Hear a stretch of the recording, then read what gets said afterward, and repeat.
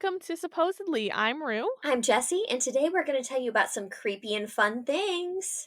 We sure are. But first, so we're recording this the night before your birthday. Happy birthday. I know we talked about it last week, technically. Thank you very much. Yeah. Actually, while we're on the topic of my birthday, a package arrived for me from you. I was thinking it might have. And I was going to see if you wanted me to open it on the cast. I would love I almost thought you were going to say open it on the cat, and I was like, well, I assume that was going to happen regardless of my input. You're not wrong, because it's in my lap, and I really don't see any other way to go about this. All right, so I've got scissors. Okay. I got a box. I got a cat in the lap. My God, what did they use to seal this shut? I just use packing tape, so if they did something else to it, that's their problem. Okay, it's open! Yay! Almost. It's kind of stuck, actually. Oh, okay. Cat's getting mad. Okay! Oh, happy birthday to me! Wow! Happy birthday to you! What is in here? Oh, there's a loose piece of chocolate that's just sitting up top here. Is it unwrapped? Yeah! Oh! Is it? Can I still eat it? I mean, send me a picture of it, because there wasn't an unwrapped piece of chocolate when I sent it to you, I don't think. It looks like a chocolate ball that's just broken, or was it a chocolate bunny? I don't know. Here, send me a picture. Sending you a picture, but okay. As we've talked about phase snacks, like...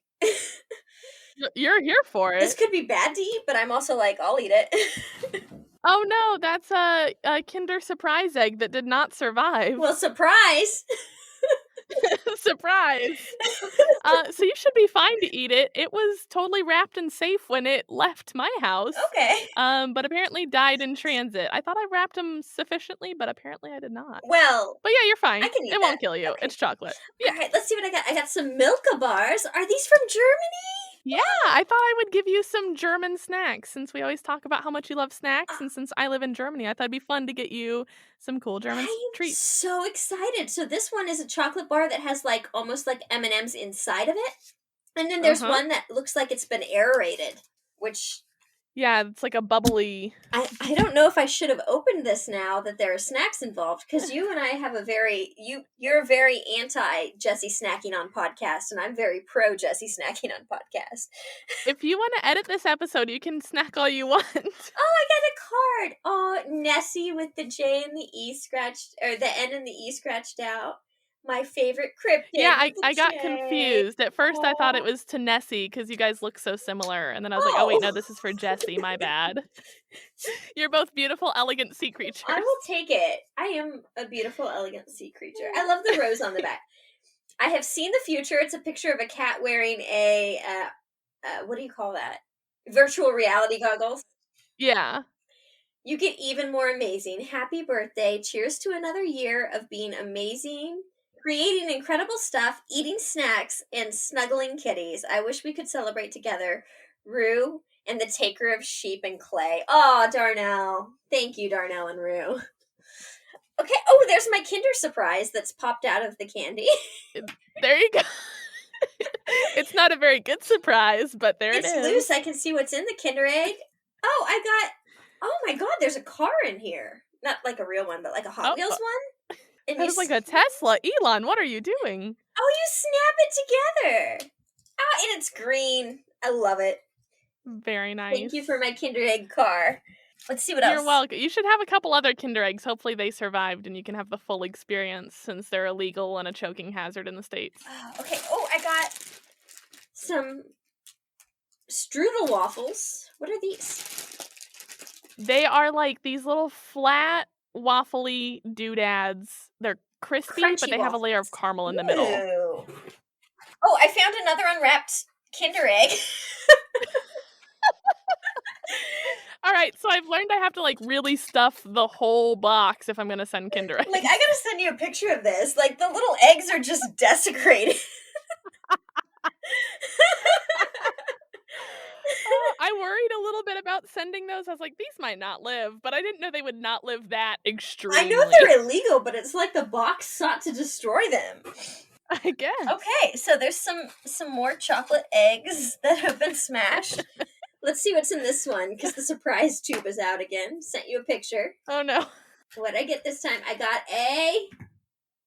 Oh, it's like a cat superhero. Oh, that's like right up your I alley. know, right? It's right up my alley, cat. Oh god, these are so sad. I just saw the picture you sent me. It's so us, though. It really is. Like, I almost wish I could take the credit that I was like, I smashed it on purpose because it felt on brand. It is very on brand for us. Yep. Oh, I think it's Black Panther. Oh, right on. Possibly. You were like a little cat person action figure. I've been trying to move the chocolates to the side.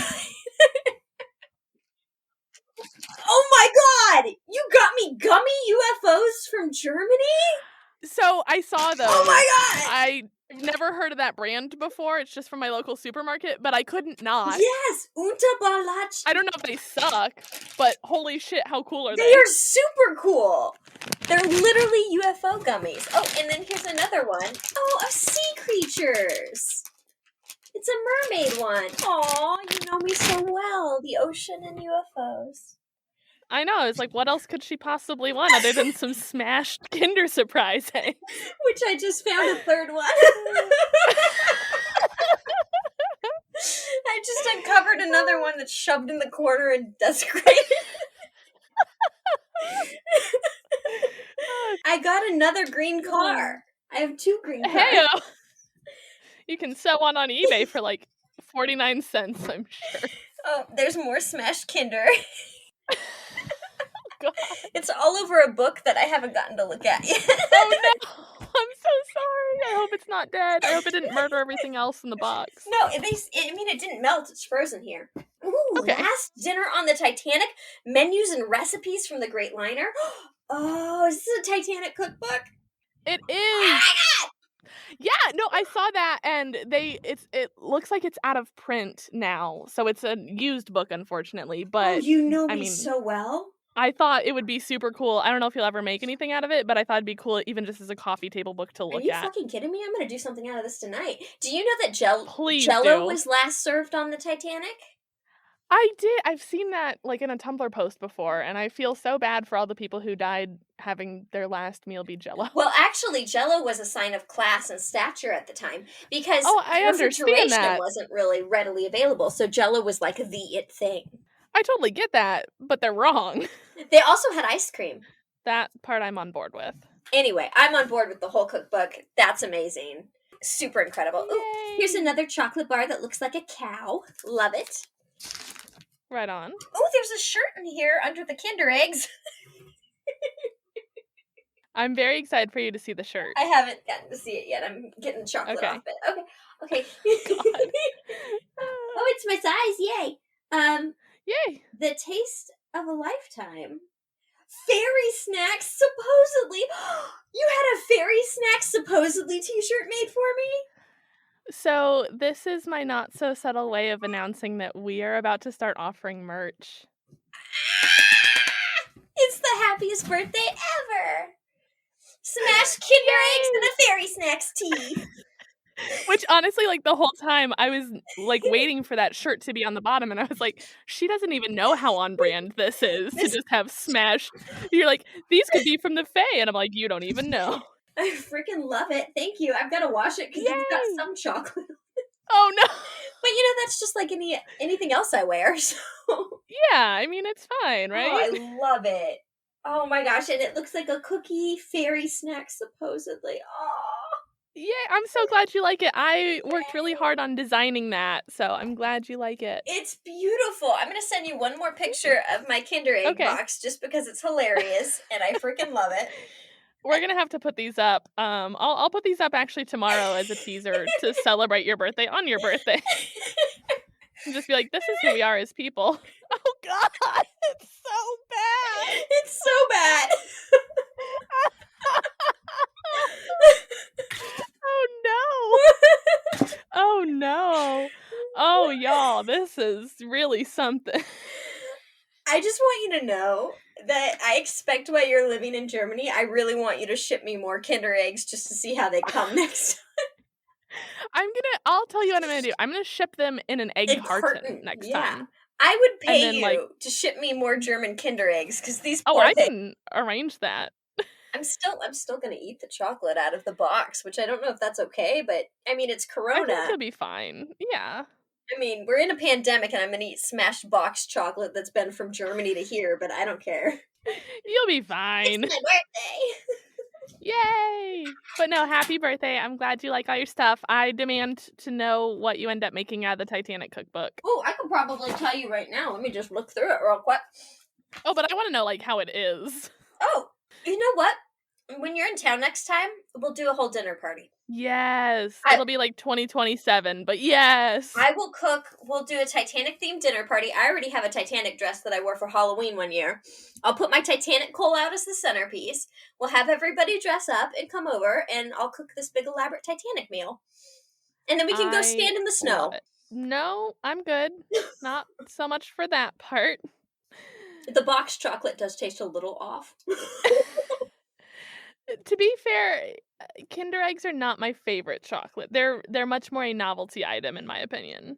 Thank you so much. I love it. You're welcome. Love it, Happy love it, love it. birthday. We also have some big news. We do. This is going to be a long episode, y'all. Sorry, but not sorry. Sorry, not Suck it up. It's our sorry. show. You're gonna freaking love Yeah. this. Yes. I know what's coming and I'm so excited. So, if you guys have been following along, you are well aware that Christy in my home contains a ghost by the name of Jim. Mm-hmm. Well, Christian Roper was talking to me the other day, and he kind of convinced me I should look into it. He goes, "Hey, have you ever looked out and tried to figure out who Jim is?" And I said, "No, because I don't know if that'd really escalate activity, and we have good boundaries set." But the more I thought about it, I'm like, you know what? Why not? I'm actually have a really good talent for being able to find people, whether it be through genealogy or whether it be through, someone who's still living. So decided to give that a shot. And guys, I 100% verified that there was a man who lived at this house before us who passed in the year 2000, whose name was James but went by the name of Jim. And it gets better. I did a lot of this through, public searches of the home's address. Yeah. And I got to be careful here because I don't want to give away his last name because his family is very much still living. Yeah. But I started looking and I'm like, okay, well, he passed in 2000. That's kind of lines up because Christy moved in here in 2010 and has been experiencing things ever since she moved in here. So the fact that he had already passed aligned with that. Then I look at his age range and how old he was when he passed. And once again, Christy and I have always said he's like 65, 70 years old, somewhere in there. I believe we've discussed that on previous episodes. You can go back and verify that if you want, that he has very much grandpa energy. Yeah. Sure enough, that lined up perfectly. So I start thinking, I bet I can find this guy's obituary, right? Mm-hmm. Well, I never found the obituary, but I did find a news report of a cold case because he had been killed in a hit and run. Yeah. Yeah. So after he moved out of this house, he moved into another residence and then another one with his family. And on his morning walk, he was struck and killed. So sad. Yeah. But we did verify that, in fact, our ghost is definitely named Jim. And he did exist. And and that also kind of explains why he hasn't been around all the time. Right. You know? He's still got family he's checking on. I think still one of my favorite pieces that we discovered is that he was a twin. He was a twin. So yeah, Rue did some genealogy research on Ancestry after I revealed this information to her, which was kind of funny how that went down too, because she sent me a picture of a Furby made out of SpaghettiOs. And the night before, I had sent her pictures and played out step by step my investigation, and I was waiting all morning for her to say, "Oh my God, you found Jim!" And what do I get? I get a Furby with spaghetti. So I would like to point out I really struggle with sleep. My sleep hygiene, as a doctor would say, is garbo. That is the technical medical term, garbo.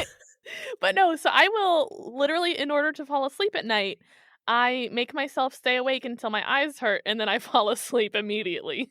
And so I'd been doing that, and we had been talking that night, and I guess I'd had my messenger window open and just kerplunked my phone down on my chest and was gone like Anna in Frozen.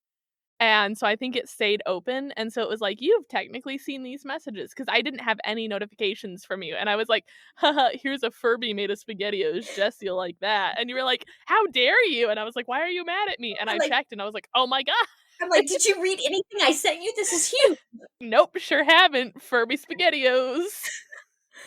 And I gotta also just like kind of take a little jab at Christian here because he planted this idea in my mind, and then right before I made the discovery that Jim had been hit by a car and was murdered, and the cold case was still open, he was nowhere to be found. So he just planted that seed and then just like poofed out, and then I'm like, oh my god, oh my god, oh my god. I had nobody to talk to about it. I started talking to Christy immediately. Yeah, I felt bad because I didn't discover it until like the afternoon, which I suppose is good because that was when you were about to wake up in the States. It would have sucked if I found out about it when it was like 3 a.m. your time and you'd be like, I'm sleeping now. You missed your chance. So Jim has been verified 100% to have lived here.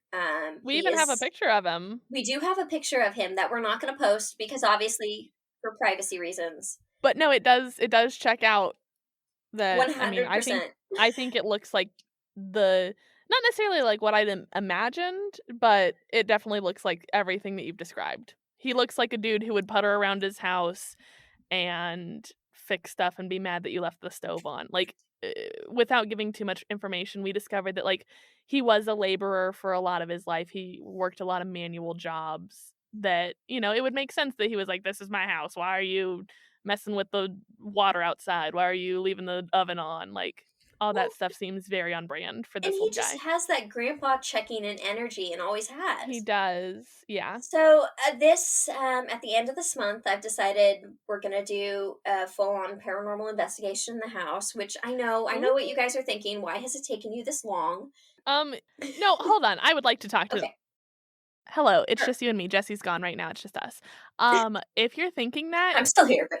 You've never... No, you're not. Bye. If you're thinking that, you've never lived in a haunted house, because I would go investigate Jessi's house, no problem. But if she was like, all right, your turn, let's see what the thing in your basement is, I'd be like, nope, not no, but hell no. Like, you don't shit where you eat with ghosts. And so even you can be the biggest paranormal...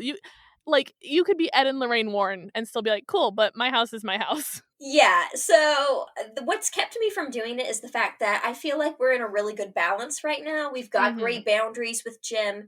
There have been a couple other entities that have popped in, and we kind of do a clearing when that happens. We have not cleared since our I don't know, it's been a couple months, so it's probably time to do it again. But we're going to go ahead and do an investigation with EVPs. I will definitely ask him if he saw the car and all that. Oh my gosh. It's going to be something. I don't know. Maybe we won't get anything because I haven't felt him around in the past couple days. Yeah. So, but... I don't know, like, set an appointment with him, on your little, like, fridge calendar. Just be like, Jim appointment, 10 p.m. on Friday. That's not... Just so he knows that he needs to be there. That's not a bad idea, actually. Yeah. Just be like, let me schedule this conference call with Jim. Be like, excuse me, other side, hello, I have an appointment. Maybe I'll set up the Alexa to do a reminder throughout the house while I'm not at home a couple times, just to, like, give him the heads up. Maybe he'll hear it. Jim, your housemates are looking for you. If you could report to the basement at 9 p.m. for an investigation and interview sesh, we'd love to talk to you. Oh, okay, but what if, like, you end up being home during one of them, and she's like, Jim, your housemates are ready for you.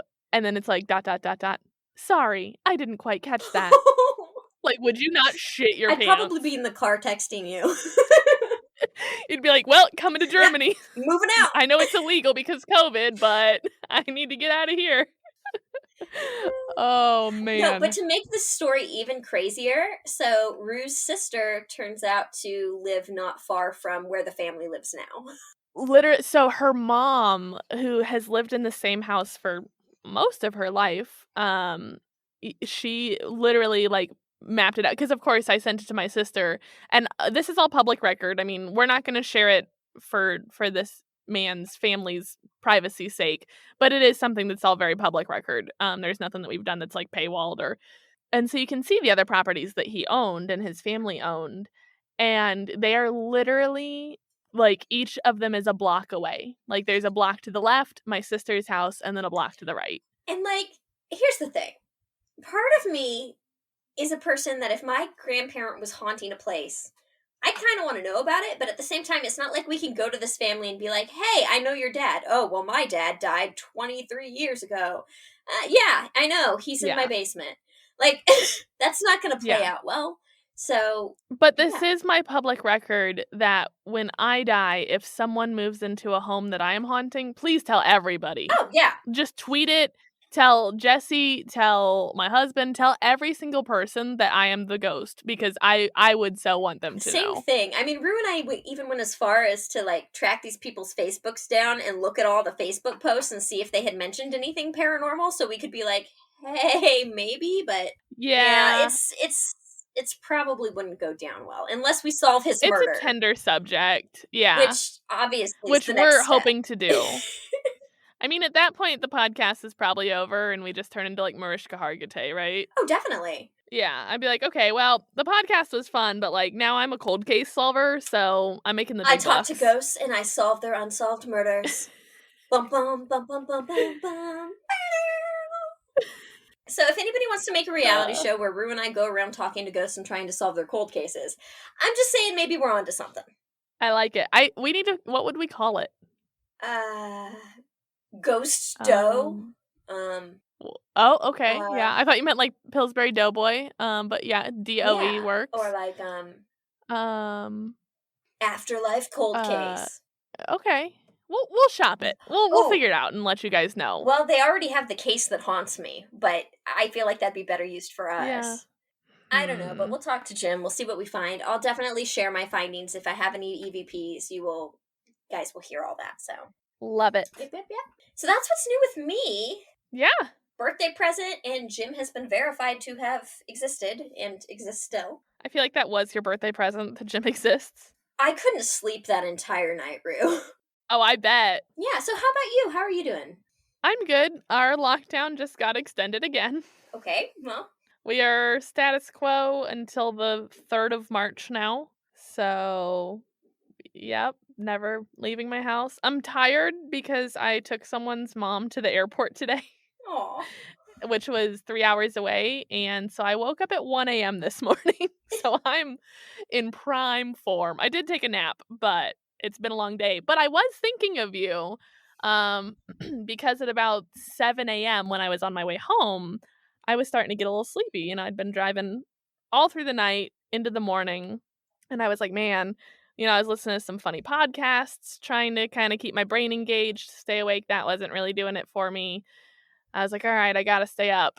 And that's when Mother Monster came out to play. Me and Gaga had a really good road trip session earlier, and I thought of you the whole time. I was like, Jessi would hate this as I'm like bopping and putting my claws up. Look, I didn't hate it. I tolerated it for 9 hours. And I feel like I should be sainted for that, honestly. But it did amuse me. Because I was like, wow, this is literally like Jessi's least favorite thing to do, and I'm loving every minute. And Darnell called me because he was heading into work, and he was just kind of checking to see where I was. And I was like, you interrupted Gaga. And he was like, oh, you're going to have to tell Jessi about that one. So. Look, it's not that I don't like Lady Gaga. I think Lady Gaga's great. I like even a song here and there, like one or two, you know, but it's just in quantity. Okay, well, and I will say they were not EDM mixes. They were the album cuts, so that probably helped. But, okay, thank you for thinking of me. I always think of you. I always think of you, too. Hey, I don't send smashed Kinder Eggs to just anybody, Jess. You're special to me. I feel like if Rue was going to egg my house, she'd show up with Kinder Eggs and just smash them all over the front porch.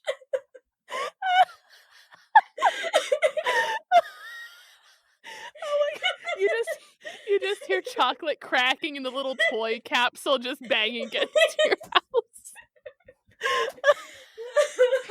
Oh god. That I feel like if you do it in the summer when it's super hot is problematic because then it'd be melty. I mean, thank God it's just frozen out. Otherwise the Kinder Eggs would have melted all over the shirt and the book.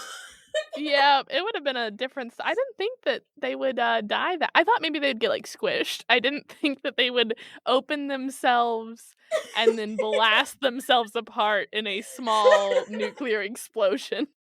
Oh, man. All right. Well, should we Okay. tell some stories now? Yeah, probably. If Okay. people are still around after that, we should reward them with our stories. Probably.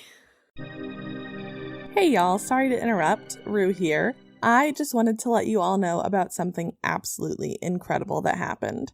So between when we recorded this episode and when we're putting it out, supposedly got its first fan art. How cool is that? So we just wanted to hype Erin up and say thank you so much for sharing your art. And you can find that on the social media pages. And if you have any art that you'd like to share with us, we would absolutely love to see it. You don't know how much this made our day. So Erin, thank you so much, and back to the show.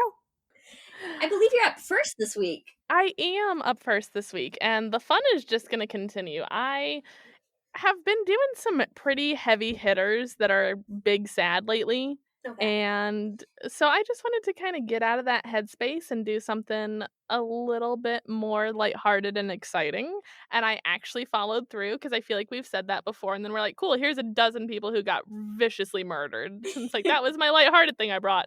But no, this one is actually pretty chill. In keeping with supposedly tradition, where one of us is going to pick you up, the other one of us is going to just crush your heart. So hang in there for that. Me and Jessi were messaging, and I was like, so what are you doing this week? And she was like, oh, it's going to be real bad. And I was like, cool, let me go first and have fun. All right.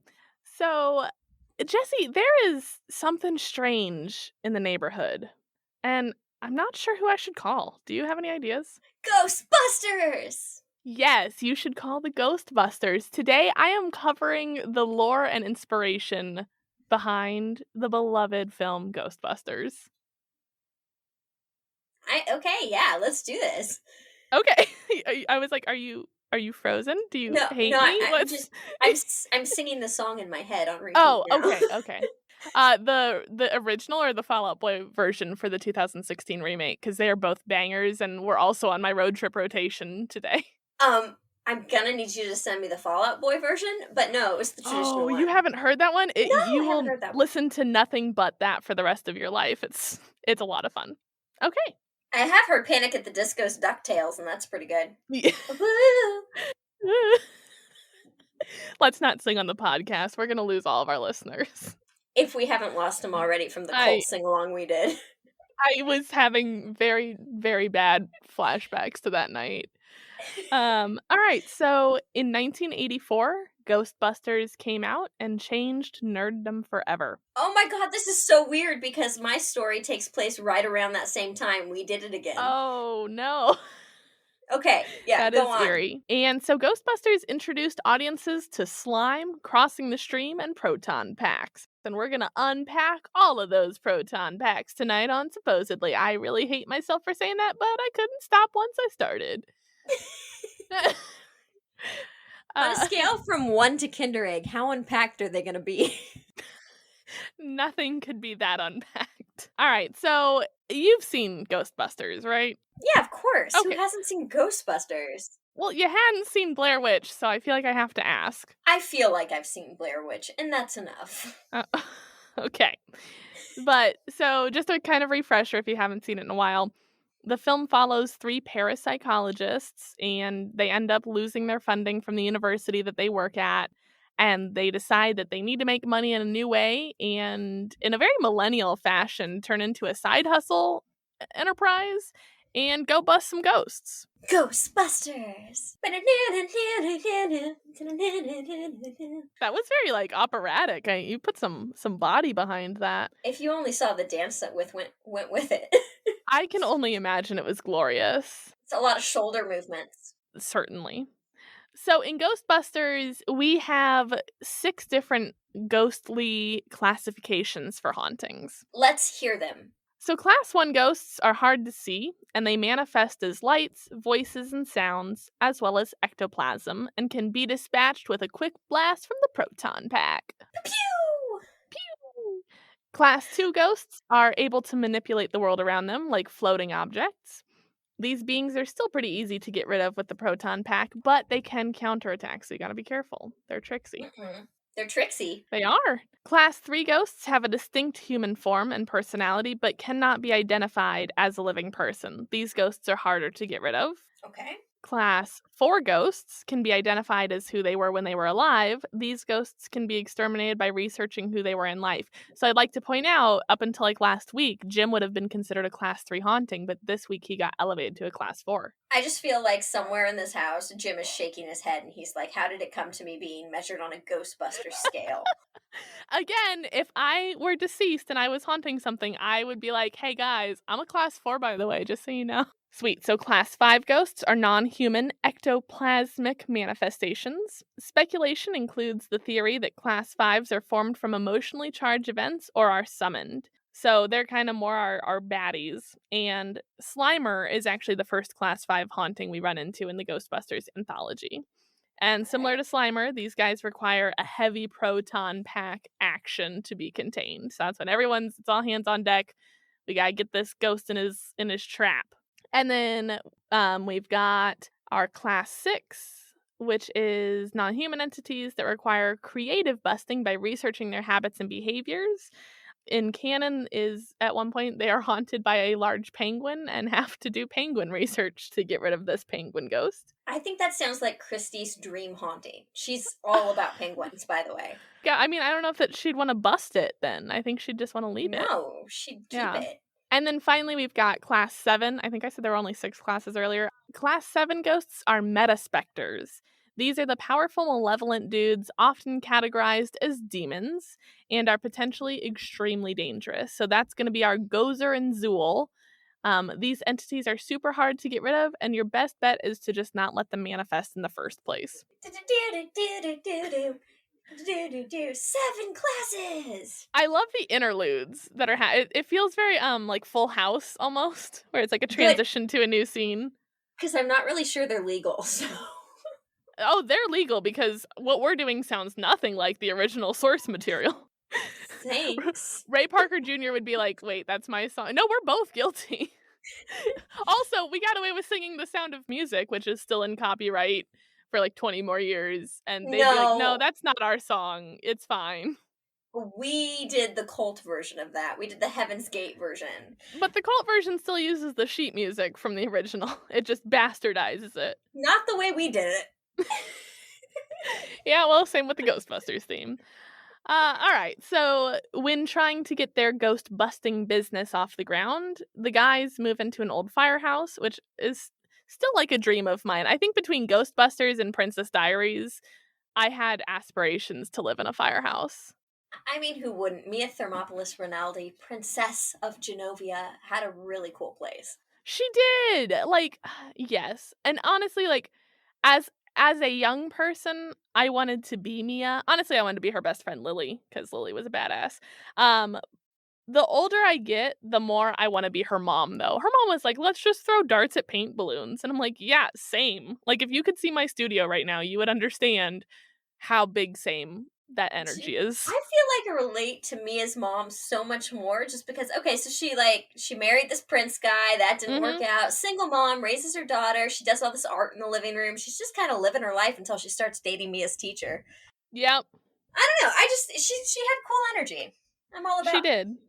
Miss Thermopolis. I hope that if I am a Princess Diary Pokemon, that, you know, my first evolution was Mia, now I'm Mom, and I hope my final evolution is the Queen of Genovia. Yes, absolutely. Although I will point out in the book, Grandmere was a completely different character than we are seeing in the Disney version of the Princess Diaries. She was actually a more severe woman with drawn-on eyebrows and was a very harsh lady. So I recently heard that, because I haven't read the books, but someone pointed out that Anne Hathaway has been in 2 film adaptations that are significantly better than their original books. Princess Diaries, but also The Devil Wears Prada, which is one of my favorite movies. I read the book this year, and I was not a fan. You know what? I liked the Princess Diaries novels. I thought they were really good. So I wouldn't say they were better than the movie, but I'd say they were. It's one of the few movie series that I believe is on par. I loved Julie Andrews in it. We all know if I could get drunk with one person, it would probably be Julie Andrews. Goals. She does an amazing song with Raven Simone in the Princess Diaries 2, Royal Engagement. Sorry, I'm probably like outing myself as a huge nut here. But... Oh no, I already knew all those things, and I was like, yep, same. There's a reason that we are the friends we are. Some girls are fair. Some are totally thick. Some have a well-grown hair and a well-holed wit. Each one's a two. Julie Andrews' voice is one of the greatest losses of like the last millennia. After she got, I think she had vocal polyps or something, and she No. lost that ability to. That's why her voice is in such a lower register in that film, because she used to be able to like break glass and sing the cult song original version. The OG Heaven's Gate song. Oh god, the original Gate. I feel like if I'm ever in a room with Julie Andrews, that's going to come up. I'm going to be like, so, how do you feel about the Heaven's Gate version? And then she's gonna be like, "Oh dear, what exactly are you speaking of?" And you're gonna sing it for her, and she's gonna be like, "Please leave. I'm calling security." Oh, Julie, I man. love you! Alright, so back to okay. Ghostbusters. That was a fun little detour. All right, so they moved into the firehouse like Mia and her mom, and then they get their famous Ecto-1 car, which I wanted to drive so badly, and I still would do anything to have this vehicle. Is that like the one fictional vehicle you'd like? If you could have one fictional vehicle. Well, okay, so we all know that my aspiration is I'm gonna convert a Jeep when we get back to the States into a Jurassic Park Jeep. So that's probably my cream of the crop. But yeah, man, if I could have the Ecto, that'd probably be it for me. What's your dream fantasy car? Batmobile. Okay. Yeah. I like that. Although I'm very clumsy and I like to push buttons, so that would be a disaster for the entire city and probably myself too, but I'd have fun with it before I got sued. You'd try and like turn on your like rear windshield wiper and accidentally push like the eject button that turns it into the motorcycle in Dark Knight. And you'd be like, "No, not again." I'm gonna turn up Panic at the Disco. Oh no, I just harpooned a car. That's not Whoops. gonna be good. Sorry. But okay, so the Ecto is probably second for me after the Jurassic Park mobile. But it's even cooler because the Ecto, before they turned it into their Ghostbusters car, started out its life as a combination car. Do you know about combination cars? Is that like when someone decides they're going to take pieces from a bunch of different cars and can join them into one working vehicle? Kind of like what they would call a rat? No. Okay. It is a combination hearse and ambulance that was used until about the 70s. I was way off. Okay. Yeah. So these vehicles were actually real. There were a couple different models of them. The Ecto in particular is a 1959 Cadillac Miller Meteor. And these combination cars had complete dual functionality. So they had lights on top and interior lights that could be programmed to either lead funeral processions or to act as emergency responder lights. So they could be like the yellow blinking lights that lead the funeral processions, or they could be like your ambulance lights. And they also had sirens. Super cool. But that practice ended in the United States in the early 70s because people were like, "Hey, maybe the standards for vehicles that we put living people in needs to be a little different than what we put dead people in." I don't know. I think it's pretty efficient. Someone dies on the table in the back of the car. Oh, you're already Right? done. You're already there. I get it though. I see the Yeah. difference. Yeah, it's a little morbid, but that's what we do here. So the particular 1959 Cadillac Miller Meteor, unfortunately, I'll probably never get to drive it because there are only 25 of these cars ever made. What if I told you I might know a guy? I mean, I'm sure that you know a guy. I'm sure he also doesn't want me to have his vehicle. I think he probably paid a lot more money than I will ever see in my life for it. But if you like wanted to sit in a car seat, I mean, I'm here for that. But I might know a guy. I got a guy for okay. everything. You Know really somebody. do. You are my multi-purpose.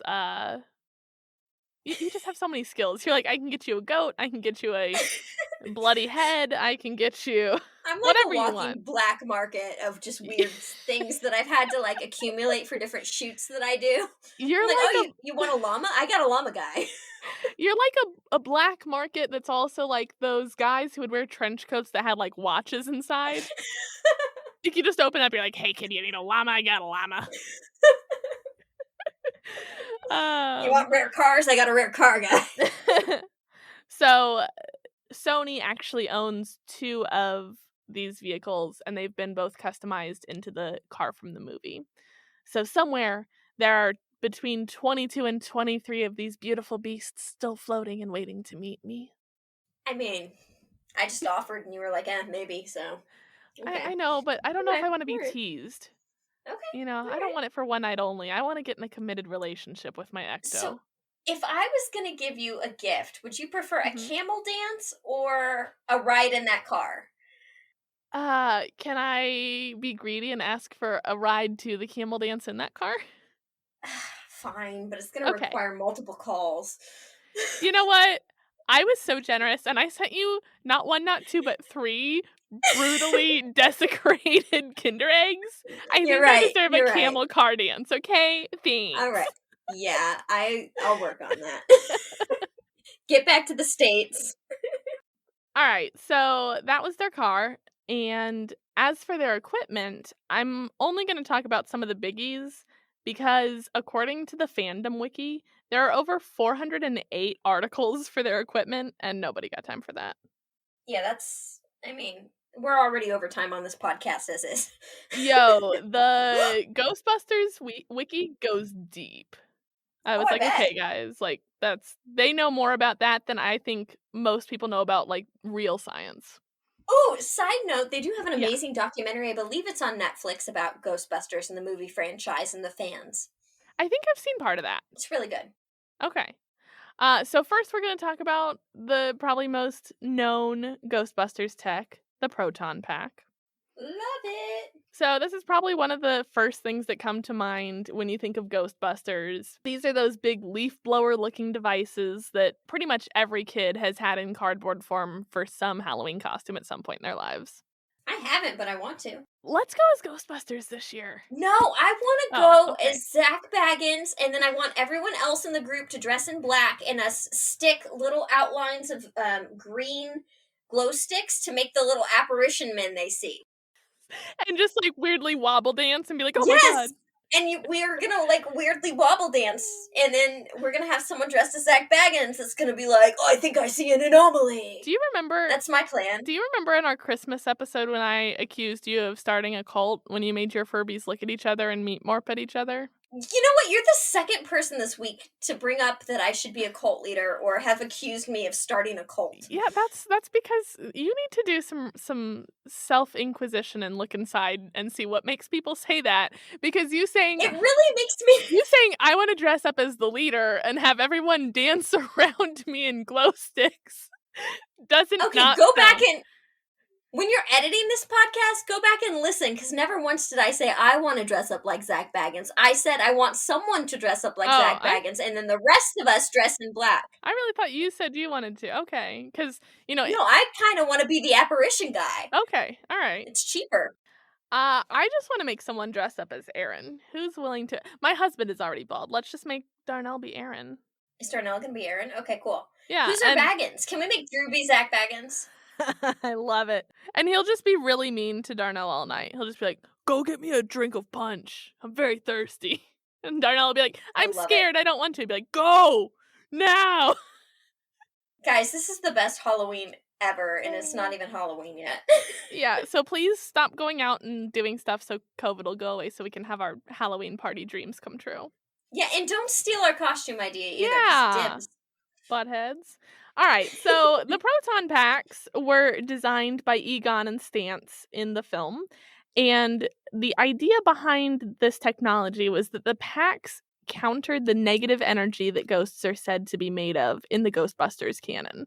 So by firing these positively charged beams at these negative entities, it would kind of neutralize them so that the ghosts could be harnessed and then lowered into these traps.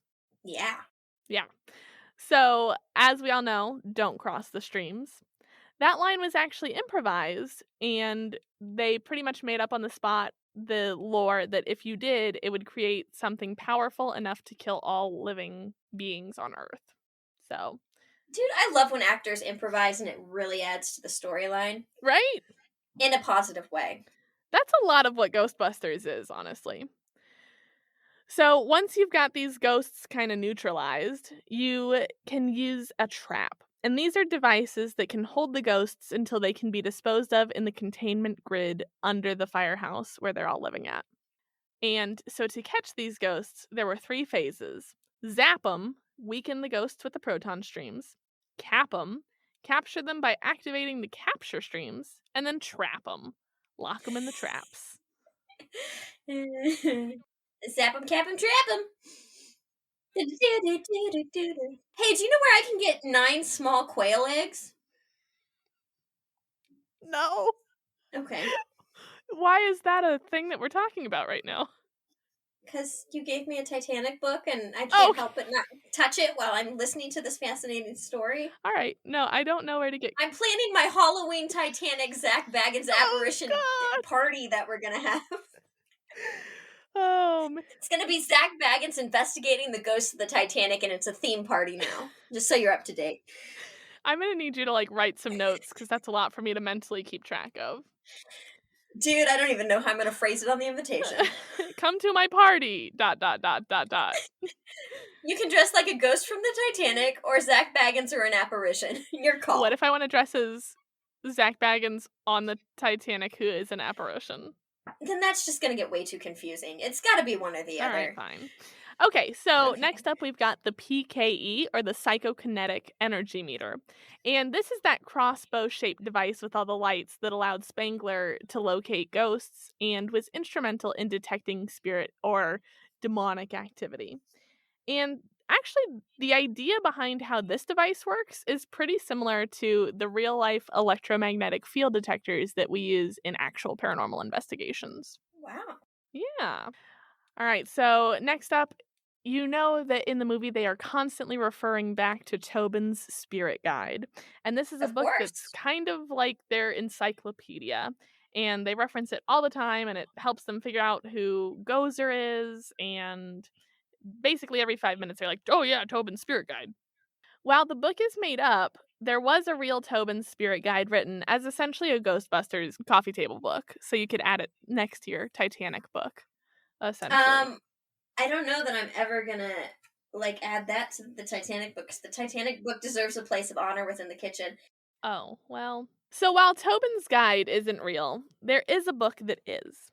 A History of Ghosts, the true story of seances, mediums, ghosts, and Ghostbusters, written by Angela Narth and Samuel Peter Aykroyd, who is none other than Dan's father.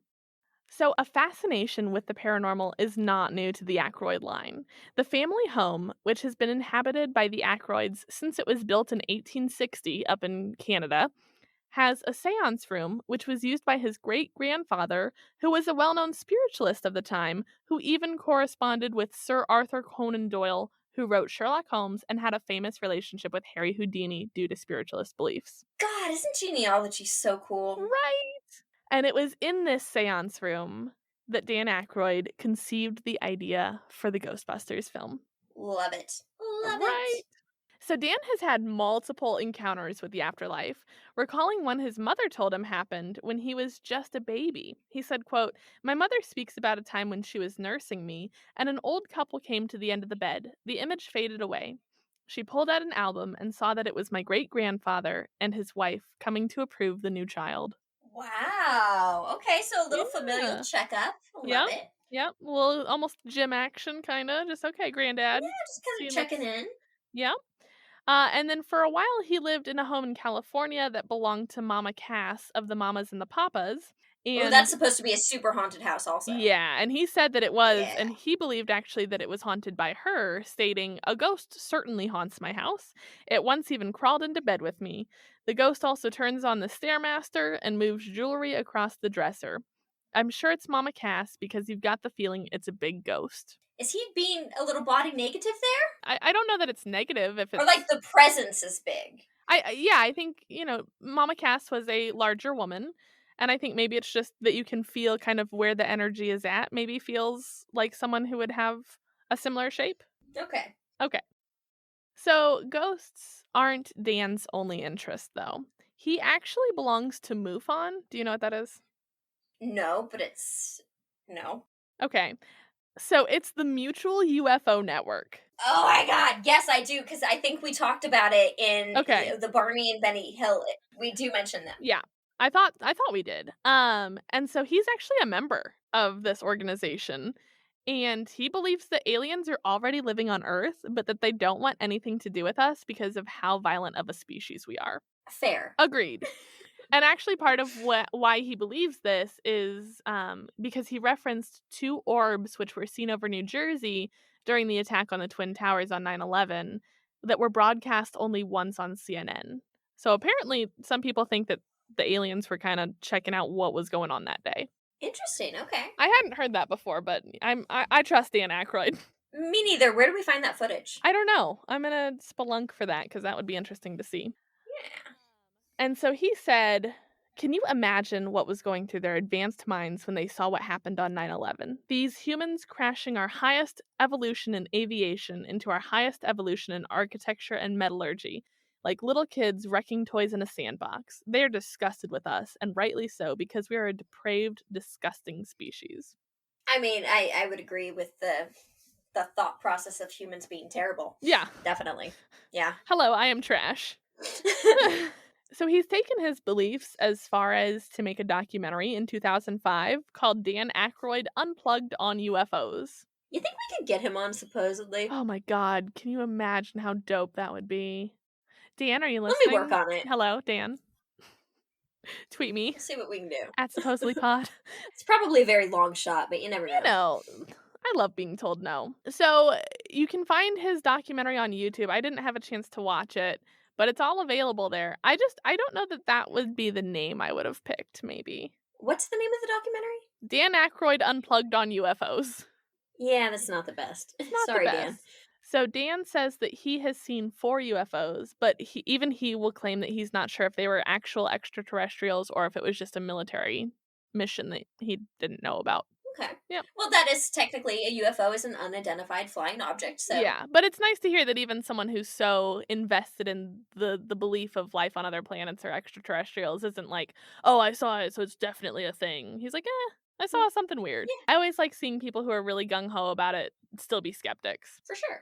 So Dan Aykroyd doesn't think of himself as being particularly gifted with the ability to see the dead, but he says that he gets dream visitations from friends who've passed and often feels Ooh, me too. his best friend John Belushi, who died in 1982 of an overdose, around him. Aww. Yeah, so his buddy's still hanging out with him.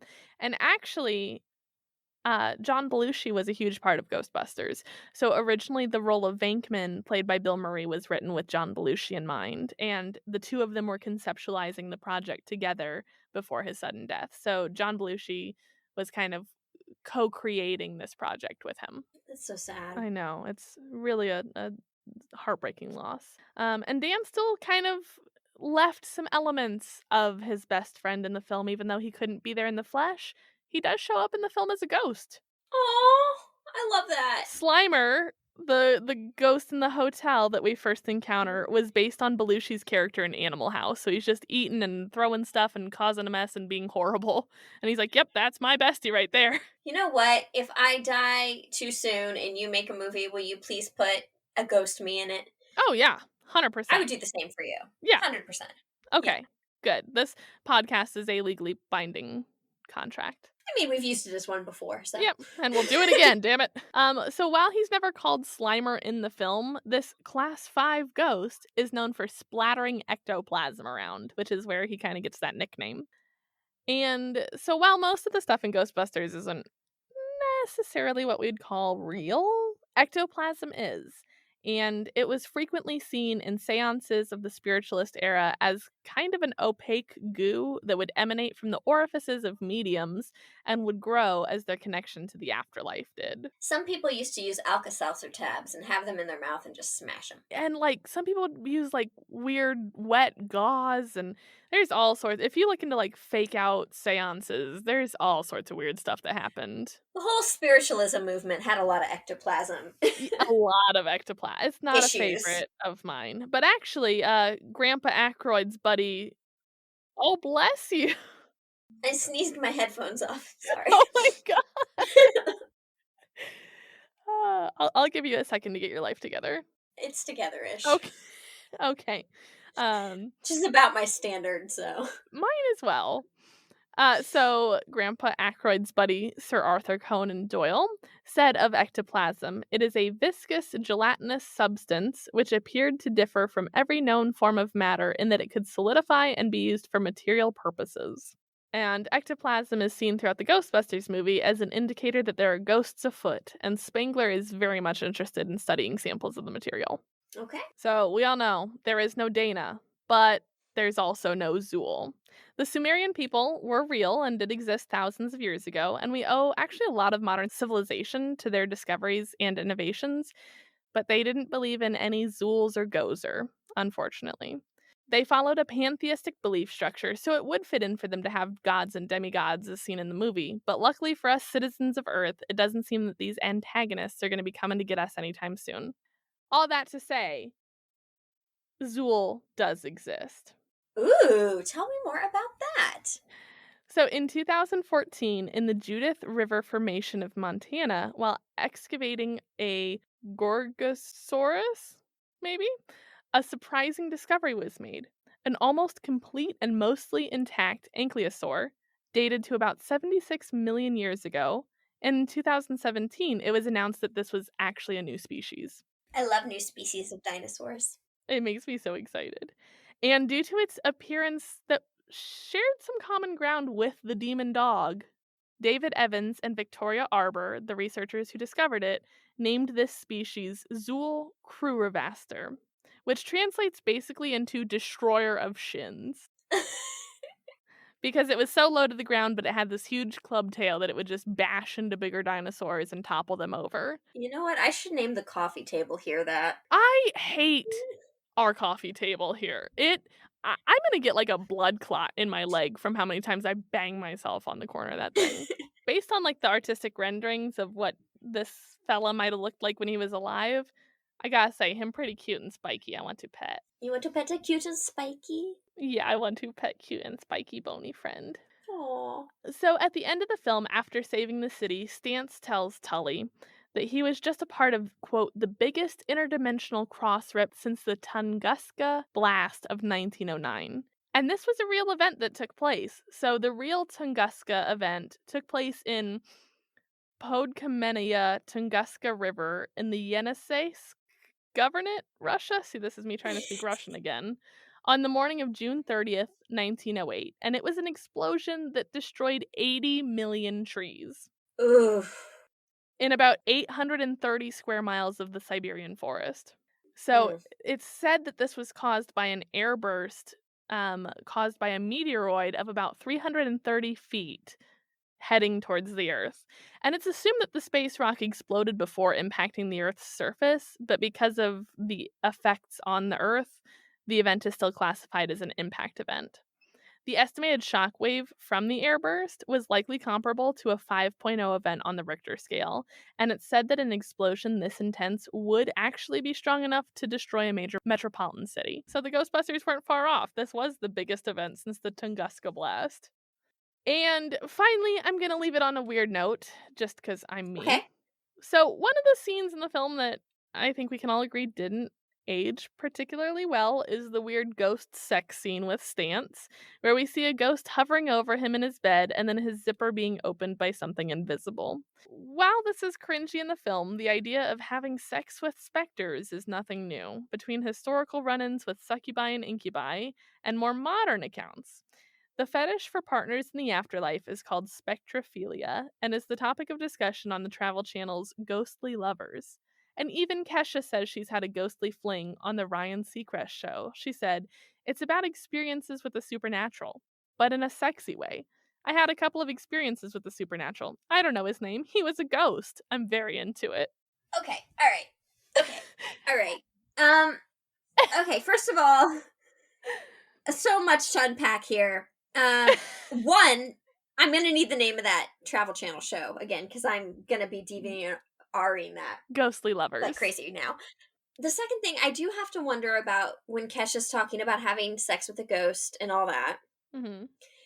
I want to know exactly when she said that, because she was under very bad management at the time who did want to discredit her because she was being sexually abused. Yes. And I think that that's one thing you could say to try to, you could, you know, if you were managing someone and you wanted them to come off as uncredible, yes.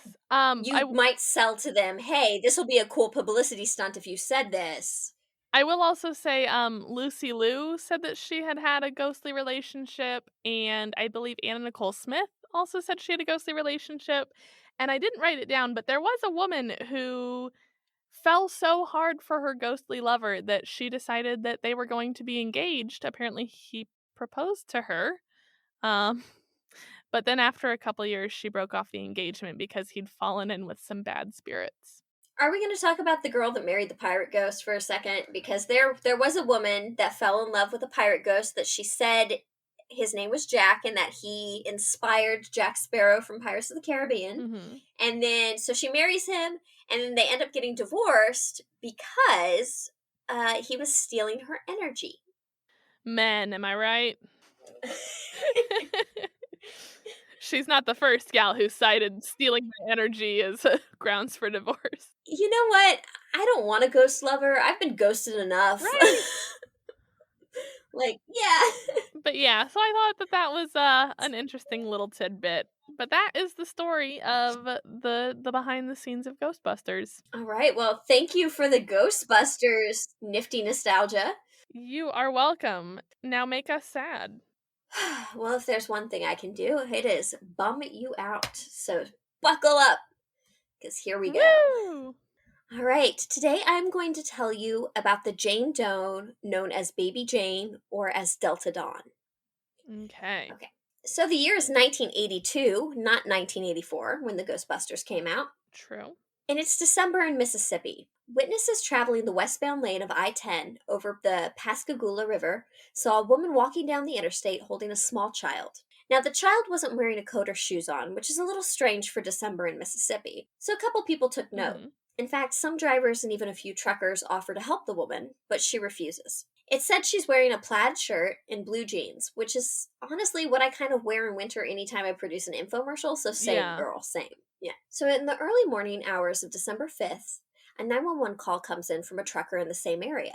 The man claims to have seen the body of a woman wearing a plaid shirt and blue jeans floating down the river that ran underneath the interstate. So police take down the report and immediately dispatch deputies to search the area for any reported sightings. To their surprise, they find something that they didn't expect when searching for this woman's body. In the brush under the Pascagoula River, which at the time was referred to as the Dog River, deputies discovered the body of a toddler believed to be between 18 months and 2 years of age. She's a white female with strawberry blonde hair that stands 2 feet 5 inches tall and was about 25 pounds at the time of her death. Her eyes are believed to have been either brown or blue at the time, and she had 12 baby teeth. She also appeaed to have been pretty well cared for. She wore a disposable diaper and a pink and white checkered cradle-tog dress. Okay. Yeah, so just like a pink and white checkered dress, little girl, toddler, unfortunately found. Yeah. So at the time, she also appeared to have been deceased for at least a day and a half or 2 days' time. And an autopsy later reveals that she hadn't eaten in a few days, even though she had been extremely well cared for. Further autopsy findings indicated that she had been smothered and she had some water in her lungs. So when you hear that someone's been smothered and also has water in their lungs, this kind of led the investigators to believe that someone had attempted to smother her and then threw her over the bridge into the river before she had fully passed, causing her to drown. So at the time, it's hypothesized the pair were probably a mother and daughter, right? But this mother's body is still missing. Okay. Some people thought that maybe perhaps the woman had killed her daughter for an unknown reason. But upon reading this in multiple articles, I already have some problems with this whole situation. Yeah. First of all, it's one thing to say they're a mother and a daughter, but the mother's body hasn't been found. And even if it has, she's dead too. So why are we immediately thinking that she caused her daughter's death? Exactly. That's just blatant victim blaming. Yeah, I mean, it could be a murder-suicide. It could, but you don't even have a body to compare that to. You're just making a decision that you know what it is. Yeah, but you do have reports that there was a woman that matches this description in the area from multiple drivers who had tried to help her. And then you have the report by the truck driver that says that he had seen her body. Right. So, already I'm thinking maybe it's a third party that did this. For sure. Even though, let's keep in mind, her body, the mother's body, is not found at this point in time. So, 3 days later, while searching the area for more clues about the girl's identity, another body is discovered about 60 yards away. This body was that of a black man whose decomposition was so far along that he had been completely skeletonized. Whoa. And I'm going to tell you a little bit about him because while he really has nothing to do with the case other than this, he is still an unknown John Doe, and I would feel remiss not to get his information out there a little bit. So he's believed to be between 18 and 22 years of age, about 5'6", and in between 122 and 170 pounds. It's really hard for them to tell because, like I mentioned before, he's been dead quite a bit. He had a head injury on his head that would have left a scar, and he was wearing a Hawaiian shirt. He's believed to be dead when they find him between 6 months and 2 years. Wow. And the wound that killed him is said to be a gunshot wound. It's believed that he was also thrown off the bridge, but neither him nor his killer have been identified or found. Wow. Okay. Once again, he's definitely not involved in the Delta Dawn case beyond that, as he had most likely been killed before she was even born. But it's interesting nonetheless, and it kind of gives you an idea what the area is, too, for just, like, a dumping ground. Right. So I'd probably avoid that bridge because it seems like a pretty common dumping ground, and, just saying. But back to our baby Jane Doe. So a woman by the name of Lynn Russ, who was following the case pretty closely at the time, gave the little girl the nickname Delta Dawn. And she named her this due to the time of day that her body was discovered and after the popular song at the time. Deputy Virgil Moore and his wife decided that they would be remiss not to claim the young girl's remains to ensure that she was given a proper burial. This case deeply touched him, as it did most of the police force that were working on it. And when deciding on a tombstone, his wife, Mrs. Moore, whose name I couldn't find, once again, thanks for not naming the ladies. Right. Why do you do that? We know why they do it. But she felt like it was a disservice to the young girl to engrave Jane Doe on the stone, and instead opted for the name Baby Jane instead. Okay. So this case is often referred to the Baby Jane murder or Delta Dawn. Her husband, Virgil Moore, organizes a funeral that was held at Bethel Church, in which 200 members of the public attend. Following the service, she was laid to rest in Jackson County Memorial Park.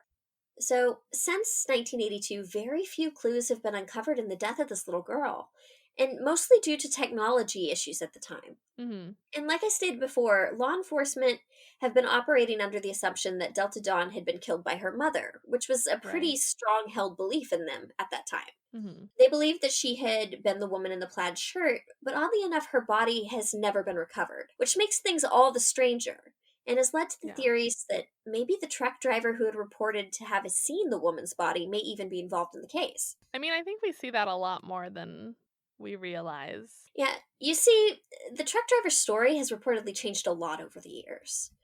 But as this is an ongoing investigation, exactly what has changed within the story hasn't been released, other than the fact that it has changed. Okay. When looking into this a little deeper, I did find 2 different articles, years and years apart, that report different stories as to what exactly he reported having seen that night. One says that he reported seeing a woman's body wearing plaid and blue jeans, while another reports that he heard a baby crying in addition to seeing this. This source even included audio from the 911 call to back it up.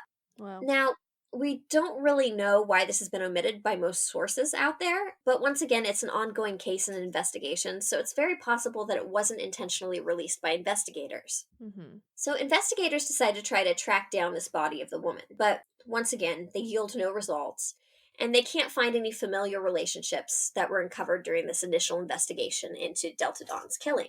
But in 2007, another memorial is held for this little girl at the same church. Law enforcement officials were really hoping that this would keep the case alive in the public's memory and potentially even yield some new results.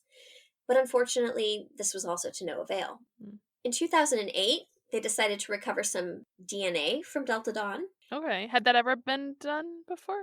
I mean, it's 2008, so yes. No, I meant, like, in her case. Like, that was the first time that they... No. Okay. In her case, this is the first time they get DNA from her. So DNA really kind of kicked off in the 90s, but it wasn't available due to high cost and everything. Right. For just every case. Yeah. It wasn't until early 2000s and later 2000s where a DNA test became a lot more reasonably priced and easier to do on cold cases as well. Yeah. So in 2008, they obtained this DNA from her, and not long after, a Kentucky woman contacts police. See, she's convinced that Delta Dawn was her sister, Oh. and she claims that her sister was last seen when her father put the little girl into the trunk of his car and never seen again. Oh my god, okay. With new DNA having freshly been obtained from Delta Dawn, a DNA test was conducted and unfortunately ruled out this theory. Hmm. And I say unfortunately, but I would think that'd be unfortunate for the woman who thought this was her sister because she's desperately seeking that closure. Right, she still doesn't have answers for that, I'm assuming. On one hand, this other little girl could still be alive, which is a great thing, but we just don't know. And unfortunately, there have been no updates on the woman's missing sister since. A few other individuals came forward in hopes that Delta Dawn was their own missing family member, only to receive the same news of not being a DNA match. Wow. Okay, as Rue will attest, I've wanted to cover this case for a while. You have, since like Christmas almost. I know, and there's a reason for that, and that's because there is a huge outpouring of attention that this case has received by Reddit armchair sleuths. I love some Reddit sleuths. And when I wanted to cover it in December, some new things had just come out and were being known, but I wanted to wait until we had some confirmation on some of these things before I covered the story, so that's why it's kind of gotten pushed back. Gotcha. So, some of these armchair Reddit sleuths have speculated that Delta Dawn and her mother could have been fleeing an abusive relationship and were killed by the mother's partner. They state that it's very likely that her and her mother were not reported missing in that area at that time due to, it being at the hands of their potential lover and father. Yeah. Another theory they came up with was that they were either runaways or immigrants, someone that wouldn't have a lot of documentation. Okay. Some even believe that Delta Dawn wasn't killed by her mother, but instead that her mother jumped with her off of the bridge to escape a motorist in pursuit of them. Oh.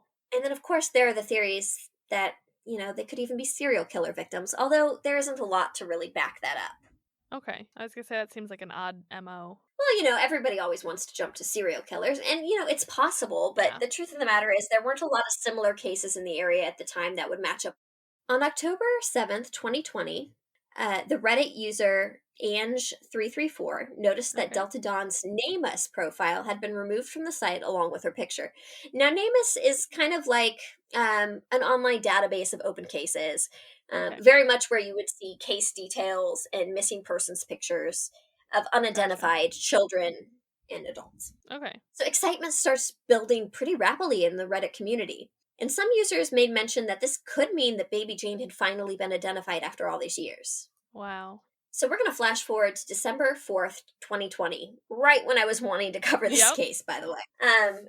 This is when some news starts coming out that I wanted to wait and kind of see where it went and push this case to the background. Okay. Because a press conference is released that day with information that Delta Dawn and her mother had been identified after 38 years. Really? Yes. She had been confirmed to be 18-month-old Alicia Ann Heinrich, and her mother has also been identified to be Gwendolyn May Clemens Heinrich, who was 23 years of age and is from Joplin, Missouri. Gwendolyn had left her family residence with her boyfriend at the time, and Alicia in tow, on Thanksgiving in 1982. She had told her family that she was planning on starting a new life in Florida, but hasn't been heard from them since. Her last known contact was in fact with someone on November 24th, 1982. Wow. Yeah, her body has not been found. Oh my gosh. Sheriff's investigator Hope Thornton. I'm going to give a huge shout out to this lady because she really spearheaded finding out who this Jane Doe was. So you go, girl. I love women in law enforcement. Yep. Finding answers.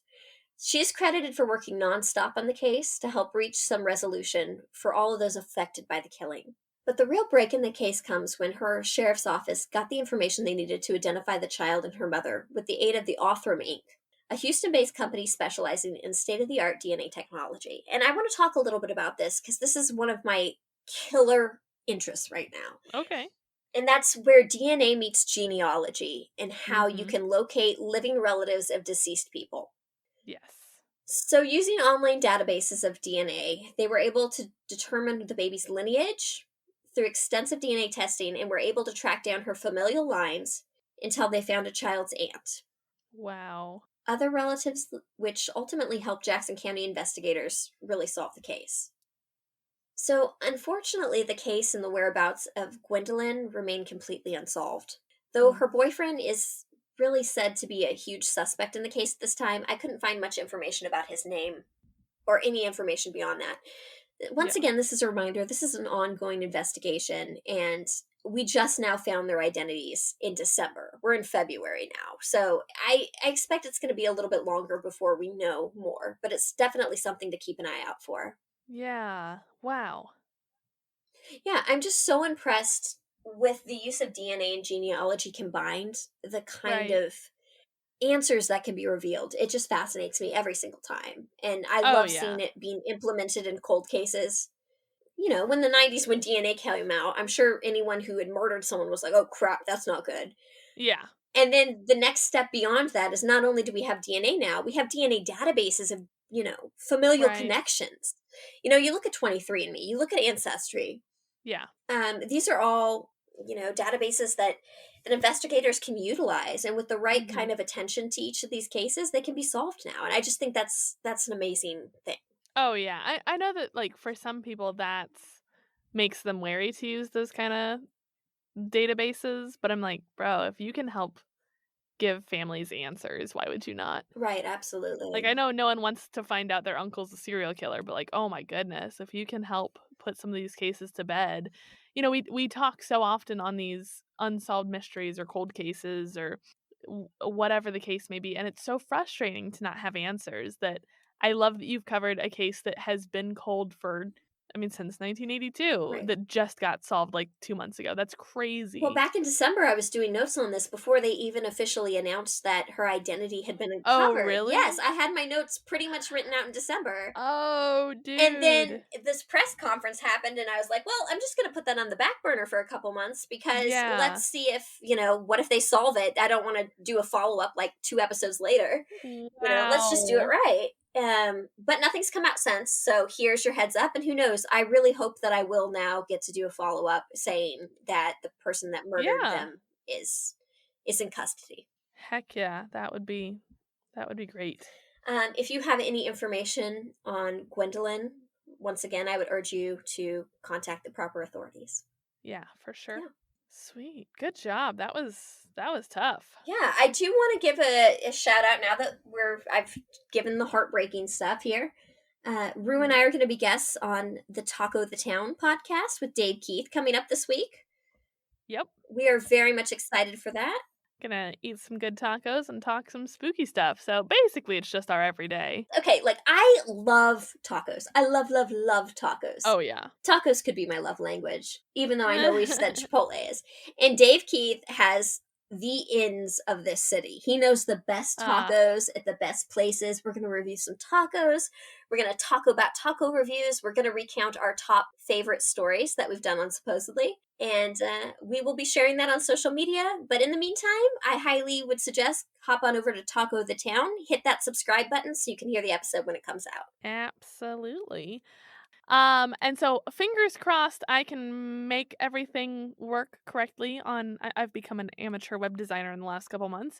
But hopefully here in the next week, you'll be able to get your very own Snacks from the Fae or Supposedly t-shirt. There's some other merch we've got rocking and rolling that I'm excited to release. So head over to supposedlypod.com and get your very own t-shirt. And then we can be twinning.